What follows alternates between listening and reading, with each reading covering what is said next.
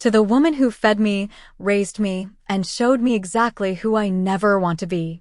A failure just like her. My daughter Caroline's words hung in the air of the upscale restaurant we'd chosen for Mother's Day.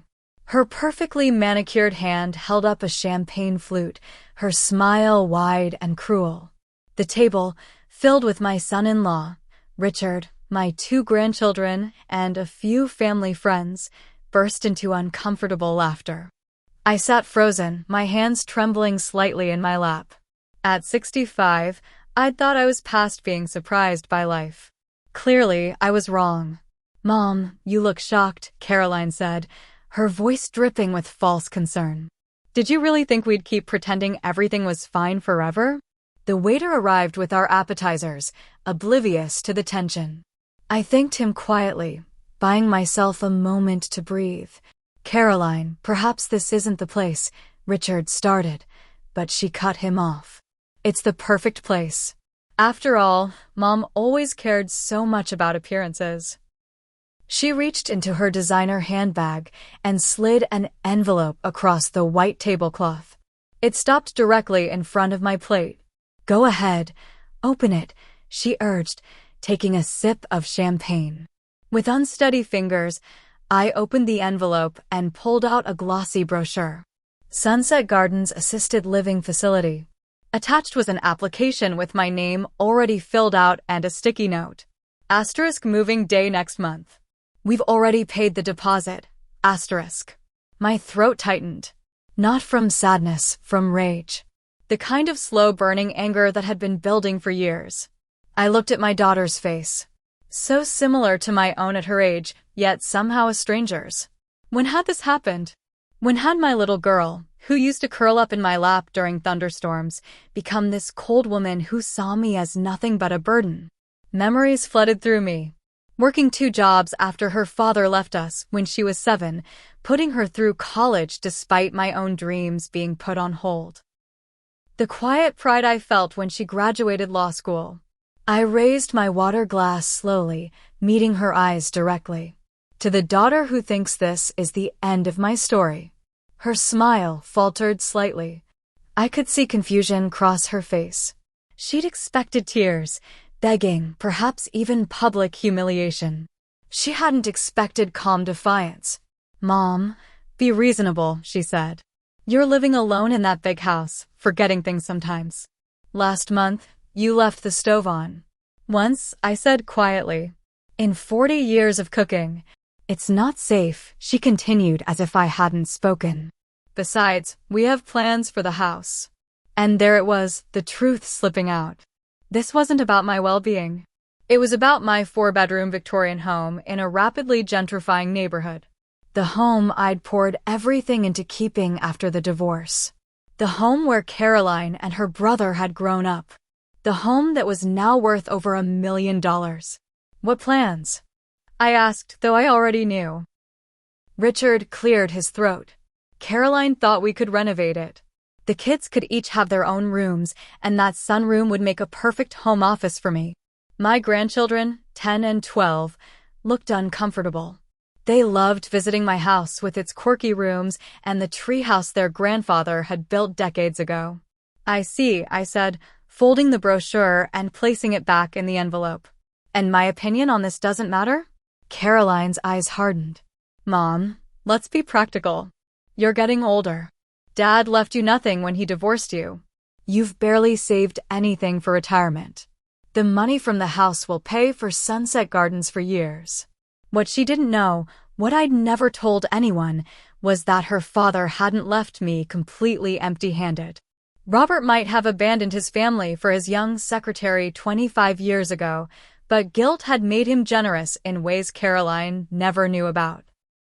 "I think I'll skip dessert," I said, placing my napkin on the table and standing up.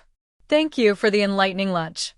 "Mom, don't be dramatic," Caroline hissed, aware of people at nearby tables glancing our way. "Sit down. We're discussing your future." "No," I said, finding strength in my voice that surprised even me. "You're dictating my future. There's a difference." As I turned to leave, Caroline grabbed my wrist. The appointment at Sunset Gardens is next Tuesday at 10 a.m. Richard will pick you up. I gently removed her hand. I won't be there. Mom, she called after me as I walked away. Mom, you're being ridiculous. What are you going to do? I paused at the door and looked back at my daughter. This woman who'd somehow become a stranger. Something you clearly don't expect. Outside, the May sunshine felt warm on my face. I took a deep breath of fresh air, feeling strangely liberated. The confrontation I'd feared for years had finally happened, and I was still standing. I walked to my car and sat quietly for a moment, thinking about what had just transpired. A lifetime of memories with Caroline flashed through my mind. Her first steps, high school graduation, wedding day, when had her ambition turned to ruthlessness? My cell phone buzzed with text messages from Caroline. Mom, you're embarrassing yourself. We're trying to help you. This is happening whether you like it or not. I turned off my phone and started the car. I knew exactly where I needed to go, who I needed to see, the one person who might understand what I was feeling right now. The last person I ever thought I'd turn to after all these years. As I drove across town toward a neighborhood I hadn't visited in over 2 decades, I rehearsed what I would say when the door opened. Would he even recognize me? Would he care about my problems after all this time? I parked in front of the modest bungalow and checked the address one more time. This was it. Robert's house, my ex-husband's home. The man who'd abandoned us, but who might now be my unexpected ally. My hand trembled as I reached for the doorbell. Before I could press it, the door swung open. Elena, Robert said, his eyes widening in surprise. I was just about to call you. You were? I asked, momentarily thrown off balance. Yes, he said gravely. It's about Caroline. There's something you need to know. Something I should have told you years ago. Robert gestured for me to come inside, his face grave. I hesitated at the threshold, memories flooding back of the last time I'd stood in this doorway. The day he told me he was leaving for Melanie, his 26-year-old secretary. The house was nothing like I'd imagined. Simple, modest, even. No trace of the flashy lifestyle he'd chased when he left our family. Photos lined the entryway. Many of Caroline and her brother Michael at various ages, but also newer ones of the grandchildren. You've been keeping tabs on them, I said. Not a question, but a realization. Coffee? He offered, leading me to a small kitchen. He'd aged, hair now completely silver, lines etched deeply around his eyes. At 68, he looked older than his years. What's this about Caroline? I asked, declining to sit when he pulled out a chair. Some old habits die hard. I wouldn't get comfortable in Robert's house. He sighed heavily. I've been wanting to tell you this for years, but it never seemed like the right time. He opened a drawer and pulled out a manila folder. About 15 years ago, Caroline came to me for money. A lot of money. For what? I asked, finally taking the seat he offered. She said she was starting a design business. Needed capital. He pushed the folder toward me. I gave her $200,000. I leafed through bank statements and a notarized loan agreement. This was right after she finished law school. Yes, but Elena, there was never any business. She used that money for her and Richard's first house, that place in Oakwood Hills. She lied to me. I wasn't surprised Caroline had approached her father for money. They'd maintained a relationship over the years, even if it was primarily transactional. What shocked me was the betrayal of him as well. There's more, Robert continued. 3 years ago, she came back asking for another loan for the Children's Education Fund, she claimed. I gave her another $100,000. Let me guess, I said, bitter understanding dawning. No education fund.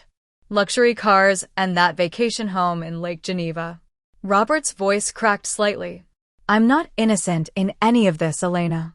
I know that when I left you and the kids, I tried to ease my guilt by giving Caroline whatever she wanted. I never set boundaries. Why are you telling me this now? Because she came to see me last week. He pulled out another document.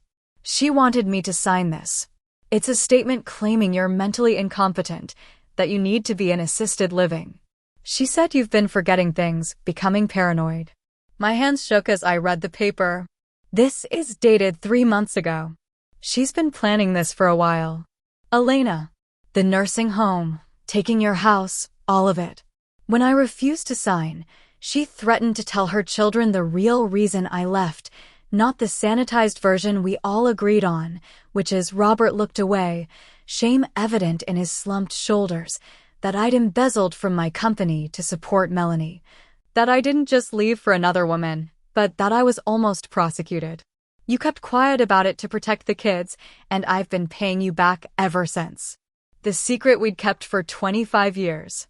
The monthly deposits into my account that Caroline never knew about. My silence bought and paid for. Where's Melanie now?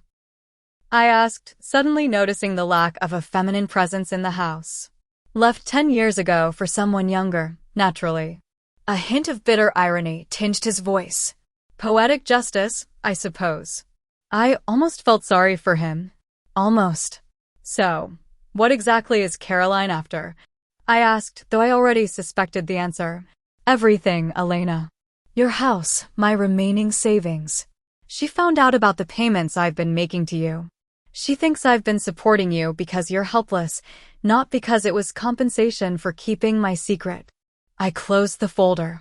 And now she thinks she can force me into that nursing home, sell my house, and control whatever money you still have. Yes. And Elena. He hesitated, looking older than I'd ever seen him. I'm dying. Cancer. 6 months, maybe less. The news should have affected me more than it did. But decades of emotional distance dulled the impact. Still, I felt a twinge of something. Not quite sadness, not quite pity. Does Caroline know?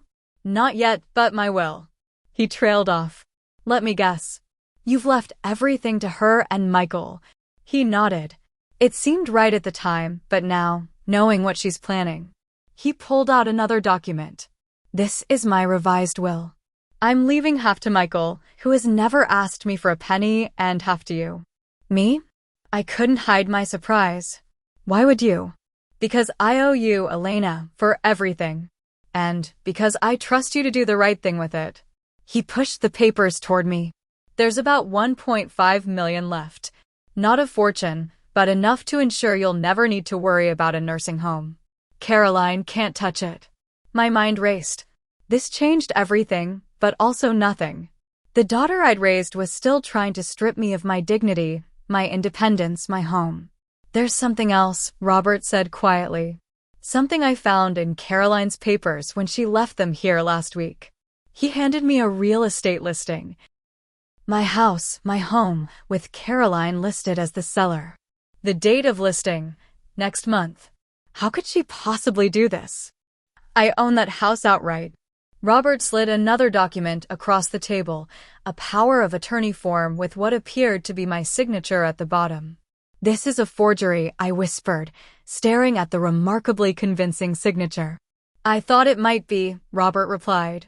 Notice the notary stamp. It's Richard's law partner, James Weston. Of course, Richard's influence extending like a shadow over everything. I remembered signing something at Christmas when I'd been struggling with a bad case of shingles. Caroline had brought over routine paperwork for the property taxes. I'd been in too much pain to read it carefully. I've been such a fool, I said more to myself than to Robert. We both have, he replied. The question is, what do we do now? I sat in silence for a long moment, the full weight of Caroline's betrayal sinking in. My own daughter plotting, scheming, willing to discard me like an inconvenient piece of furniture. All for what? Money? The house? Or was there something deeper? Some resentment that had festered for years? I need to speak with Michael, I said finally. Does he know what his sister is planning? I don't think so. He's been in Seattle for the past 5 years. They don't talk much.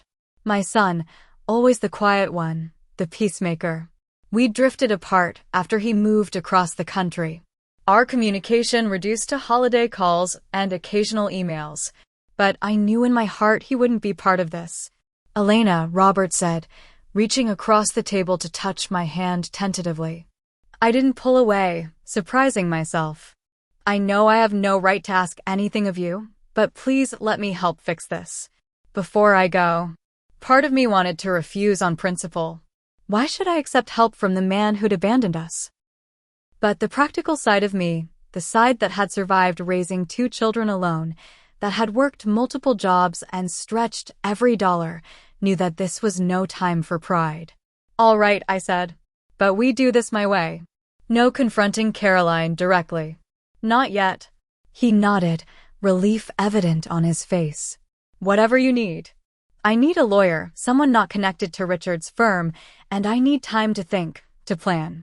As I stood to leave, Robert handed me a key. My lake cabin about 2 hours north. Caroline doesn't know about it. You'll be safe there while we figure this out. I took the key. An unexpected lifeline. Thank you.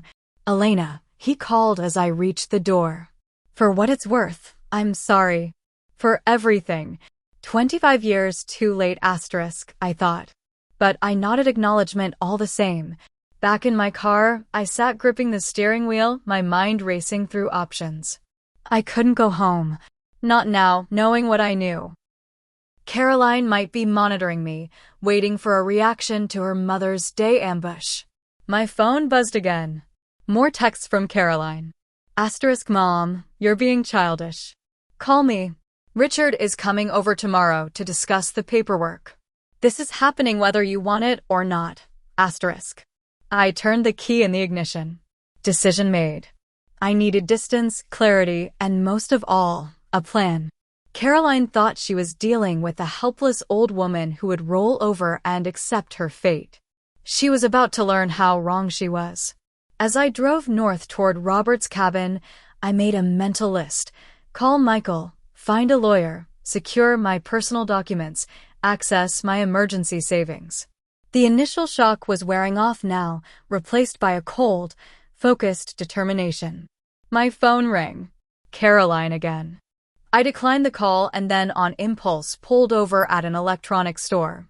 20 minutes later, I had a prepaid phone that Caroline couldn't track and had turned off my regular cell. Back on the highway, a memory surfaced. Caroline, at 7 years old, watching me pay bills at the kitchen table, asking why I looked so worried. Sometimes adults have to make hard choices, I'd told her. I'll take care of you when I grow up, Mommy, she'd promised, her little face serious. You'll never have to worry. A bitter laugh escaped me. How life twisted innocent promises into something unrecognizable. The sun was setting as I turned onto the gravel road leading to Robert's cabin. Just as I approached the final bend, my headlights illuminated a familiar car parked near the entrance. My heart nearly stopped. A sleek black BMW. Richard's car. How had they found me? How could they possibly know about this place? As I cut my engine and sat in the gathering darkness, the cabin door opened. A silhouette appeared in the doorway, backlit by the warm glow from inside. Not Richard or Caroline, but someone I hadn't seen in years. Someone who might be my salvation or my final undoing. Hello, Mom. My son Michael stood in the doorway, his tall frame silhouetted against the cabin light. I hadn't seen him in person for almost 2 years. The Seattle tech job that had seemed so promising had also created a distance between us that went beyond geographic miles. Michael, I whispered, almost afraid he might disappear. Dad called me, he said, stepping outside and walking toward my car. He explained everything, relief and caution warred within me. I'd always worried that Michael sided more with his father after the divorce, maintaining a cordial but distant relationship with me. You drove all the way from Seattle? I asked as he opened my car door. Flew. Landed 3 hours ago. He helped me with my hastily packed bag. Dad gave me the keys to this place years ago. I've come here sometimes to think. The cabin was warm, pine-scented, with a fire crackling in the stone fireplace. Simple furnishings, nothing extravagant. A far cry from the ostentatious lifestyle Robert had pursued after leaving us. I've made some calls, Michael said, gesturing for me to sit in a worn leather armchair. Lisa is flying in tomorrow. Lisa. I hadn't heard that name in years. My daughter-in-law, or rather Michael's ex-wife. They divorced amicably 5 years ago. But I'd always had a special bond with Lisa, a family law attorney with a razor-sharp mind and an equally sharp tongue. She's the best lawyer I know, Michael explained, handing me a mug of tea. And she still cares about you, Mom. She was furious when I told her what Caroline is trying to pull. I cupped the warm mug in my hands, studying my son's face. At 38, he looked more like his father than ever. The same strong jawline, the contemplative eyes, but there was a gentleness Robert had never possessed. Tell me everything, he said, from the beginning. So I did. The gradual distancing from Caroline over the years, the subtle comments about my memory, my competence, the Mother's Day ambush, the nursing home brochure, finding out about the forged power of attorney and the pending house sale. Michael listened without interrupting, his expression growing darker with each revelation. When I finished, he was silent for a long moment. I knew Caroline had changed, he finally said. But this is criminal. She's your sister, Michael. And you're my mother. He leaned forward, his voice low and determined. Caroline crossed a line. Several lines. She's not getting away with this. The old me, the peacekeeper, the conciliator would have tried to soften his anger, to find excuses for Caroline's behavior, but that version of me seemed to have disappeared somewhere between the restaurant and Robert's house. What's the plan? I asked instead. Michael pulled out his laptop. First, we document everything. The forged power of attorney is our smoking gun. That's forgery and fraud. Lisa will help us get an injunction to stop any sale of your house. Caroline has connections through Richard's firm, I reminded him. So do we, Michael countered. Lisa's firm specializes in elder law and financial abuse cases. Plus, she has no love lost for Richard. I remembered the tension between them at Michael and Lisa's wedding. Rick. There's something else, Michael said, his expression softening. I found these when I was setting up the cabin for you. He handed me a small wooden box I recognized immediately. My mother's jewelry box. I'd given it to Robert for safekeeping during our divorce when my living situation was unstable. Inside were my grandmother's pearl necklace, my mother's wedding ring, and several family heirlooms I'd assumed were lost years ago. He kept them all this time, I whispered, running my fingers over the smooth wood. He said they were always yours, that he was just waiting for the right time to return them. Michael hesitated. Mom, I know what Dad did was unforgivable, but I think he's genuinely trying to make amends now. I closed the box gently. Sometimes amends come too late, Michael. Maybe he acknowledged, but they still matter. We spent the next few hours strategizing. My teacher's organizational skills meshing with Michael's technical savvy. He helped me secure my bank accounts with new passwords, documented the forged power of attorney, and drafted a timeline of Caroline's suspicious activities. Around midnight, exhaustion finally caught up with me. Michael showed me to the cabin's small bedroom, promising to take the couch. Try to get some sleep, Mom. Lisa will be here in the morning and we'll have a lot to do. Alone in the unfamiliar room, I finally allowed myself to feel the full weight of the day's revelations. The betrayal cut deep, not just Caroline's schemes, but the realization that I'd been blind to who she'd become. Had my love blinded me, or had I simply not wanted to see the truth? I awoke to hushed voices and the aroma of coffee. For a moment, disorientation gripped me before the previous day's events came rushing back. Through the bedroom window, I could see a rental car had joined Michael's BMW. Lisa had arrived. I dressed quickly in the spare clothes I'd packed and emerged to find my former daughter-in-law bent over a stack of documents at the dining table. At 40, Lisa Chun was still striking, her sleek black hair now sporting a few silver strands, her keen eyes missing nothing. Elena, she said warmly, rising to embrace me. I've missed you. It's been too long, I agreed, returning her hug. The divorce had been Lisa and Michael's decision, their careers pulling them in different directions. But losing regular contact with Lisa had been my private sorrow.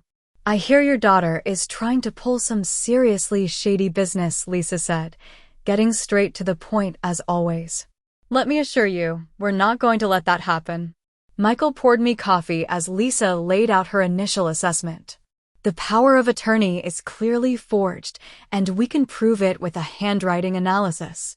The fact that Richard's partner notarized it makes this even more serious.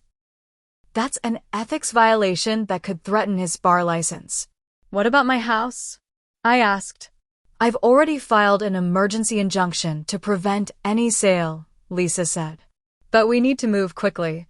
Based on what Michael told me, Caroline and Richard are planning to move forward regardless of your wishes. My phone, the new prepaid one, buzzed with a text from Michael's phone. He'd been monitoring my regular cell phone remotely. Caroline's called you 17 times since yesterday, he reported, and left 6 messages.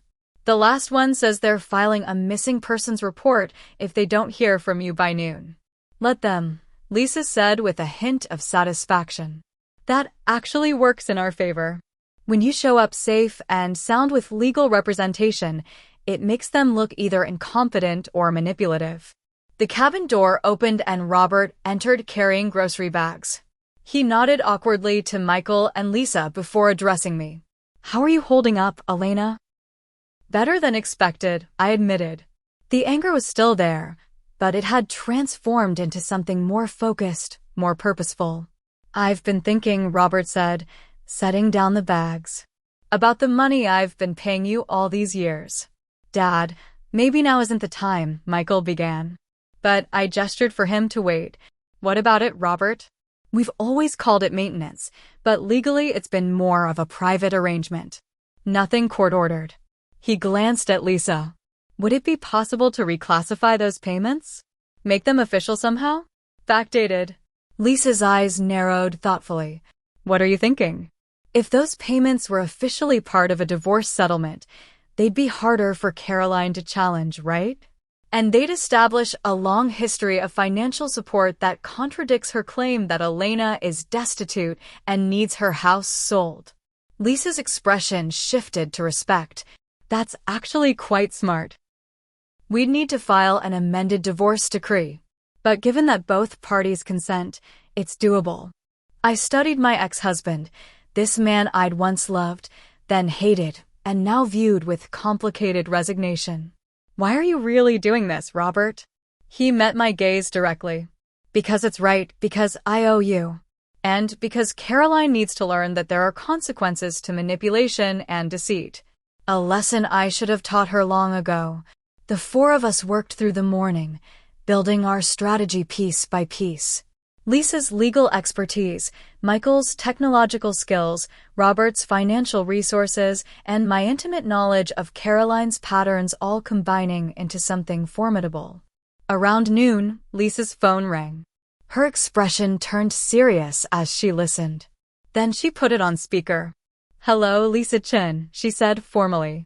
This is Richard Harmon, came the smooth, confident voice I recognized as my son-in-law's. I understand you filed some kind of injunction regarding property belonging to my mother-in-law. That's correct, Lisa replied coolly. I am representing Elena Wilson in this matter. A pause then. I think there's been a misunderstanding. My wife and I are simply trying to help Elena transition to assisted living. She's been having episodes, memory issues. We're concerned about her safety. Interesting, Lisa said. And does helping her typically involve forging her signature on a power of attorney and listing her house for sale without her knowledge? Another, longer pause. I don't know what Elena has told you, but I assure you everything we've done has been with her best interests in mind. Then you won't mind explaining that to the judge at our emergency hearing tomorrow morning. Oh, and to the Bar Association Ethics Committee when I file my complaint about your partner's notarization of falsified documents. Richard's tone shifted, hardened. You're making a serious mistake, Lisa. Caroline and I are trying to protect Elena from herself. If you're enabling her delusions, save it for court, Richard. Lisa cut in. And let Caroline know that her mother is perfectly fine, just not where you can manipulate and defraud her. She ended the call and looked at me. They'll try to paint you as confused, possibly even mentally compromised. We need to be ready for that. I've already scheduled an independent cognitive assessment for tomorrow morning before the hearing, Michael said. The doctor is a specialist who testifies in elder law cases. I felt a strange mix of emotions. Anxiety about the confrontation ahead, anger at Caroline's betrayal, but most surprisingly, a growing sense of excitement. For the first time in years, perhaps decades, I wasn't just reacting to life's challenges. I was taking control. There's something else we should consider, I said, an idea taking shape. Caroline doesn't know about Robert's cancer diagnosis or his revised will. No, Robert confirmed. And she doesn't know about the documentation I've kept of her false loan requests either.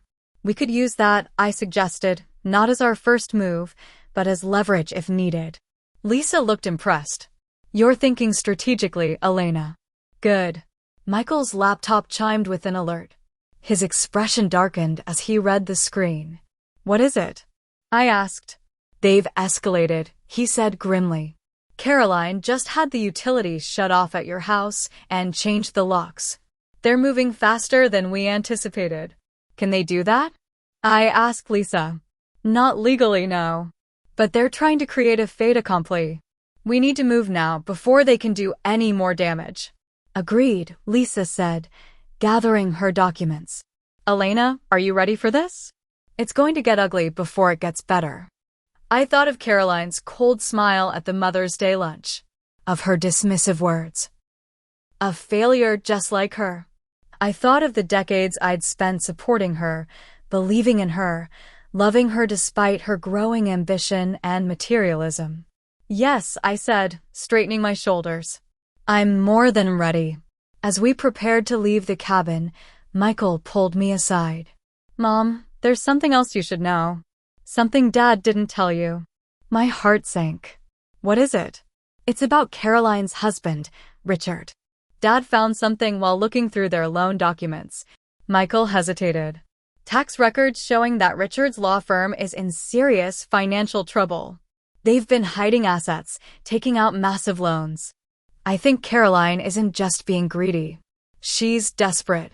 Desperate enough to destroy her mother? I asked, the hurt still fresh. Desperate people justify terrible things, Michael said quietly. It doesn't excuse what she's doing, but it might explain it. As we drove away from the cabin, I watched the peaceful lake recede in the side mirror.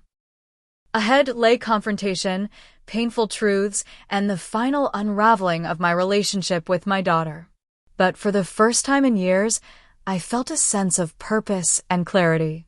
Caroline had raised her glass to my failure, not realizing her words would become the catalyst for my reclamation. She thought she was writing the end of my story. She was about to discover it was merely the beginning of a new chapter. The courthouse steps seemed steeper than I remembered from my teaching days when I'd occasionally been called to testify in family court matters. Lisa walked beside me, her navy suit and confident stride a sharp contrast to my more casual attire. Michael and Robert followed a few steps behind, an unlikely alliance forged by necessity. Remember, Lisa whispered as we approached the entrance. Let me do most of the talking. Judge Martinez knows me, and she has a reputation for being tough but fair, especially in elder abuse cases. Elder abuse. The term still shocked me. In my mind, elder abuse happened to frail, isolated seniors without family, not to relatively healthy 65-year-olds with 2 adult children and grandkids. But as Lisa had explained during our preparation, financial exploitation by family members was actually one of the most common forms. We'd arrived early to avoid a confrontation before the hearing. But as we entered the courthouse lobby, I saw them. Caroline and Richard, heads bent together in conversation with a distinguished-looking older man I recognized as James Weston, Richard's law partner, and the notary on the forged power of attorney. Caroline noticed us first. Her perfectly composed expression flickered momentarily with surprise before settling into something harder. She nudged Richard, who straightened and smoothed his tie. "Mom," Caroline called out, her voice carrying across the marble floor. "Thank God you're all right. We've been worried sick." She strode toward me, arms outstretched as if for an embrace, a performance for any observers. I stood my ground, making no move to meet her halfway. "Save the theatrics, Caroline," I said quietly. "They won't work anymore."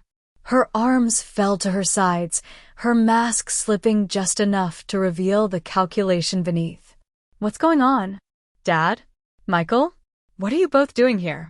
Her eyes narrowed at Lisa. "And why is she involved?"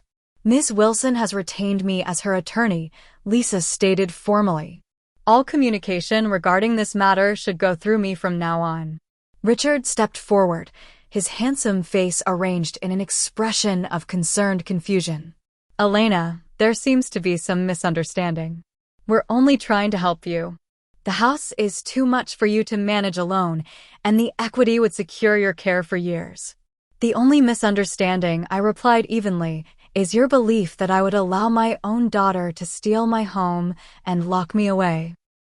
Caroline flushed, glancing around nervously at nearby people who had begun to take notice of our confrontation. "Mom, you're confused. Remember how you left the stove on? How you got lost driving to the grocery store last month?" "I wasn't lost, Caroline. I decided to take a different route to avoid construction." "She's been doing this for months," Caroline said to no one in particular, her voice rising theatrically, making excuses, covering for memory lapses. "It's why we've been so worried." "That's enough," Lisa cut in sharply. "Save your performance for the judge. Though, I should warn you, Judge Martinez has seen every trick in the book when it comes to family members trying to seize assets under the guise of concern." Richard placed a restraining hand on Caroline's arm, murmuring something in her ear. Her face hardened as she looked from me to Robert. "So, this is how it's going to be? You're all ganging up against me when I'm just trying to protect Mom's future." "No, Caroline," I said, finding strength in the truth. "You're trying to protect your future at my expense. The house, the power of attorney, the nursing home. It was never about my welfare." Her eyes flashed dangerously. "You have no idea what you're talking about." "Actually, I do," I countered. "I know about the financial trouble Richard's firm is in. I know about the loans you took from your father under false pretenses. I know you've already listed my house for sale without my knowledge or consent." Shock registered on her face, followed quickly by fury as she turned to Robert. "You had no right to share that information." "He had every right," Michael interjected. "Just as Mom has every right to defend herself against your schemes." Before Caroline could respond, a bailiff called our case number. As we turned toward the courtroom, I caught a glimpse of uncertainty on my daughter's face, the first crack in her confident facade. Inside the courtroom, Judge Martinez, a stern-looking woman in her 60s with silver-streaked dark hair, surveyed all parties with shrewd eyes. After the initial formalities, Lisa presented our case succinctly: the forged power of attorney, the unauthorized house listing, the pattern of Caroline undermining my independence and autonomy. When it was Richard's turn to speak for their side, he adopted a tone of reasonable concern. "Your Honor, we understand how this might appear, but we've been increasingly worried about Mrs. Wilson's cognitive state. The power of attorney was prepared as a precautionary measure with her best interests at heart." "And was Mrs. Wilson present when this document was notarized?" Judge Martinez asked, peering over her reading glasses. Richard hesitated just long enough. "She was indisposed that day, Your Honor, suffering from shingles, but she had verbally agreed to the arrangement." The judge's expression darkened. "Mr. Harmon, are you suggesting that Mr. Weston notarized a document without the signatory present?" James Weston shifted uncomfortably in his seat as Richard fumbled for a response. I have here, Lisa interjected, Mrs. Wilson's medical records from that day, showing she was indeed suffering from shingles and had been prescribed significant pain medication. I also have the results of a comprehensive cognitive assessment performed yesterday, confirming that Mrs. Wilson is fully competent and shows no signs of cognitive impairment. Judge Martinez reviewed the documents carefully before turning her gaze to Caroline. Ms. Harmon, would you care to explain why you took it upon yourself to list your mother's home for sale without her knowledge? Caroline straightened, smoothing her expression into one of daughterly concern. Your Honor, my mother has been showing signs of financial instability. The house requires maintenance she can't manage. We believed the best course of action was to help transition her to assisted living where she would be safe and properly cared for. And the proceeds from the house sale, the judge pressed, would be held in trust for her care, Caroline replied smoothly. With you as trustee, I presume? As her daughter, it seemed appropriate. Judge Martinez set down her pen and folded her hands. Mrs. Wilson, would you like to respond to your daughter's assessment of your situation? All eyes turned to me. I stood, my hands steady, my voice clear.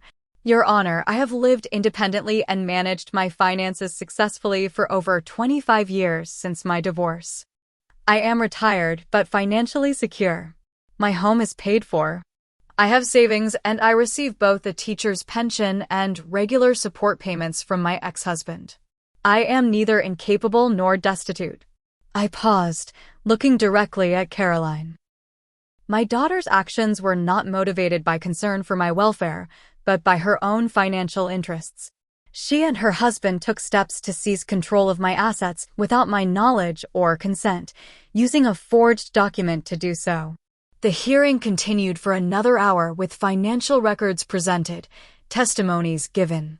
Robert confirmed the payments he'd been making to me for years, now officially documented as part of an amended divorce settlement. The medical specialist testified to my cognitive health.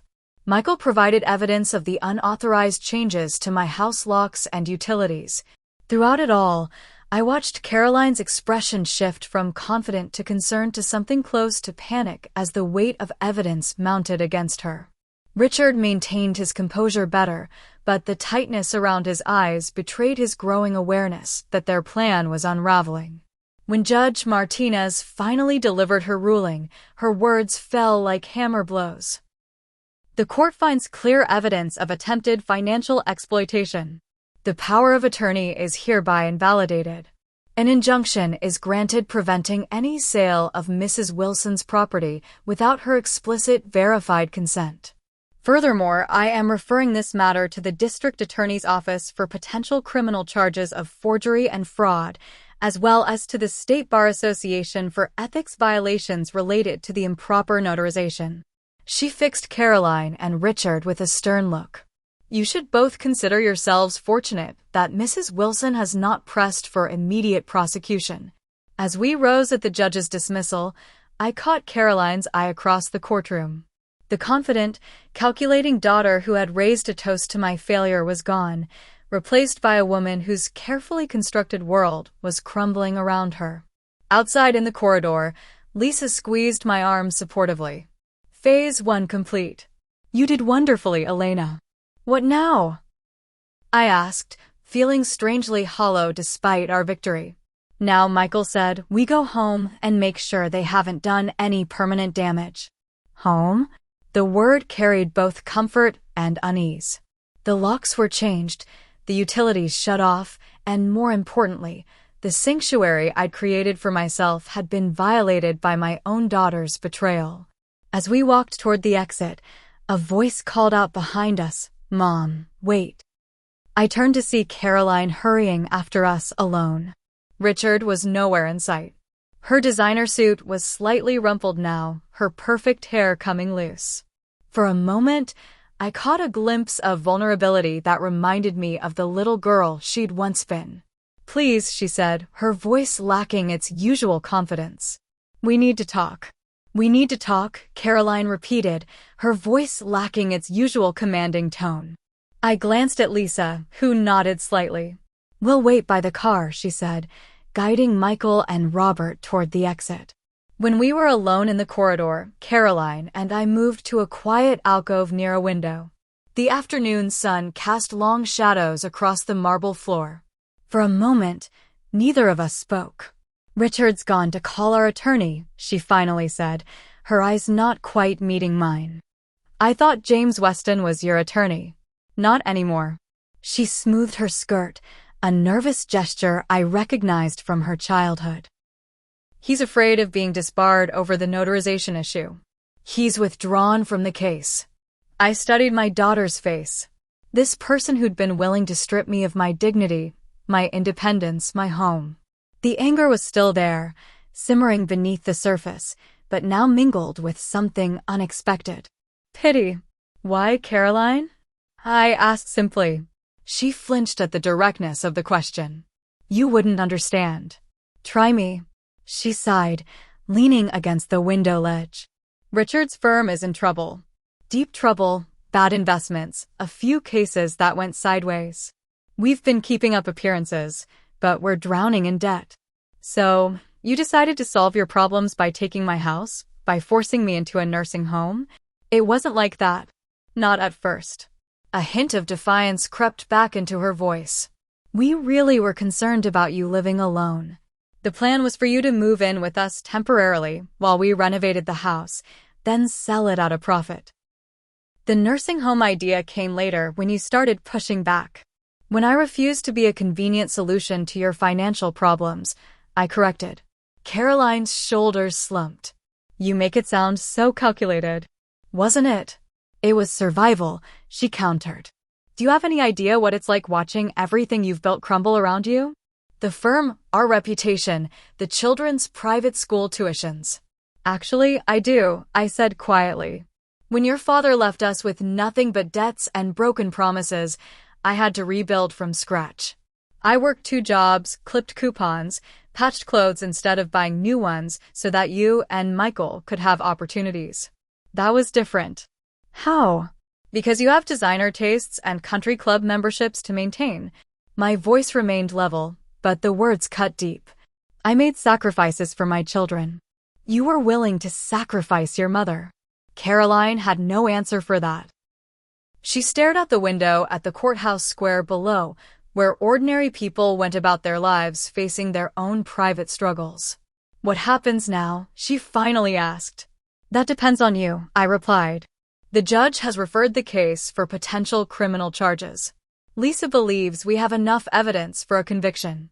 Fear flickered across Caroline's face. "You'd do that? Send your own daughter to jail?" The old me, the peacekeeper, the self-sacrificing mother, would have backed down immediately. But that woman had disappeared somewhere between the Mother's Day toast and the courtroom battle. "I don't want to," I said honestly, "but I will if I have to. The question is whether you're willing to take responsibility for your actions." "What does that mean exactly?" "It means acknowledging what you did, making amends, accepting consequences." She laughed bitterly. "And what would those consequences be?" "For starters, a formal apology to me, to your father, to your brother. Then returning the money you took from your father under false pretenses. Finally, seeking help. Financial counseling at minimum. Therapy if you're willing." "You want me to go to therapy?" She sounded incredulous. "I want you to understand why you thought it was acceptable to destroy your mother's life to maintain your lifestyle." Caroline pushed off from the window ledge, pacing the small alcove. "And if I agree to all this, the criminal charges go away?" "I'll ask Lisa to pursue a civil resolution instead," I confirmed. "But Caroline, this isn't just about avoiding jail time. This is about whether we have any relationship going forward." She stopped pacing, something vulnerable crossing her face. "What does that mean?" "It means I'll always be your mother. But trust has been broken. Rebuilding it will take time and genuine effort on your part. And if I don't agree?" "Then we proceed with the criminal charges, and you face the consequences of your actions through the legal system." Caroline was silent for a long moment, the weight of the choice before her visible in her posture. I waited, giving her the space to make her decision. "What about Richard?" she finally asked. What about him? He was part of this too. Yes, he was, I acknowledged. His choices are his own, as are yours. Something shifted in her expression, a realization, perhaps, that she was standing at a crossroads. I need to think, she said, straightening her shoulders. Take all the time you need, I replied, moving toward the corridor. I'll be at home, my home, when you're ready to talk again. 3 months passed. The utilities were reconnected. The locks changed back. My life gradually returning to normal, though normal had taken on a new meaning. Robert's cancer treatment had begun with mixed results. The prognosis remained grim, but he faced it with a dignity I wouldn't have expected from the man who'd abandoned his family decades ago. Michael visited regularly from Seattle, rebuilding our relationship one conversation at a time. As for Caroline, she'd made her choice the day after the hearing. Richard had wanted to fight the charges, to take his chances in court. Caroline had chosen differently. The apology came first, stiff and formal initially, but becoming more genuine as she talked. The financial restitution to Robert followed, along with her agreement to attend counseling, both for her financial decisions and for the deeper issues that had led to her behavior. Richard had filed for divorce a week later, unwilling to accept the path of accountability Caroline had chosen. His law firm was under investigation, his career in shambles. The grandchildren spent weekends with me now while Caroline worked to rebuild her life, taking a position at a small legal aid office. A far cry from the prestigious corporate law she'd practiced before. Today, she was coming for tea, a Sunday tradition we'd established during her journey toward amends. Our relationship remained fragile, measured in small moments of reconnection rather than the easy closeness we'd once shared. Trust was a seedling that required constant tending. The doorbell rang precisely at 3. Caroline was punctual as always. I opened the door to find her holding a small package and a manila envelope. "Hi, Mom," she said, the greeting still carrying a trace of awkwardness. "I brought scones from that bakery you like." "Come in," I replied, accepting the package. The kettle's just boiled. In the kitchen, she watched as I arranged the scones on a plate, her eyes taking in the subtle changes I'd made to the house.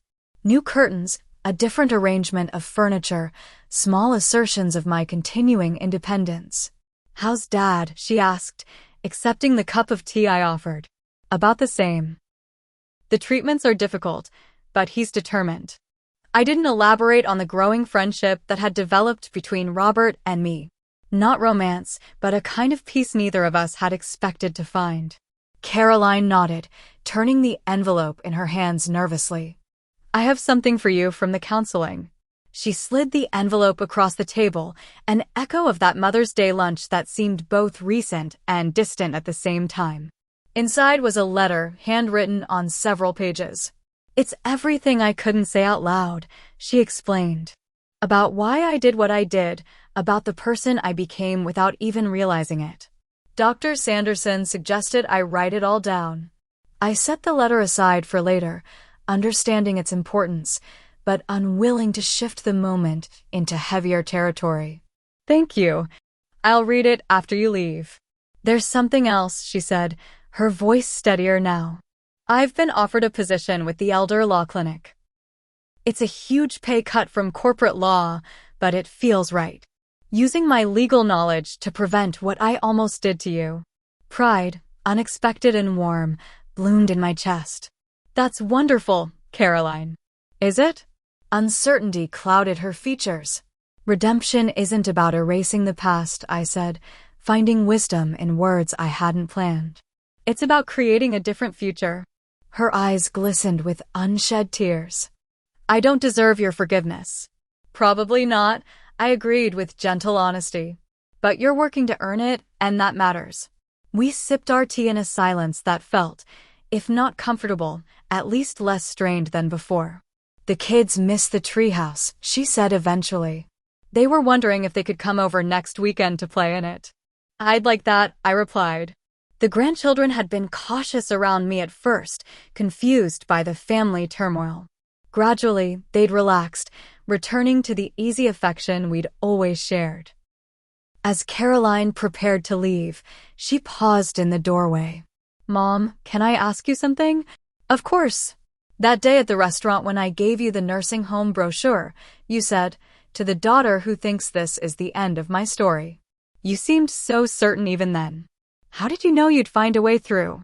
I considered the question, reflecting on the woman I'd been before that moment, competent but complacent, loving but perhaps too willing to be taken advantage of. I admitted, but I knew I wasn't finished yet. After Caroline left, I sat on the porch swing, opening her letter. The pages contained raw, painful truths about her resentment of the sacrifices I'd made after the divorce, her terror of financial insecurity after witnessing my struggles, her determination to never be vulnerable the way I had been.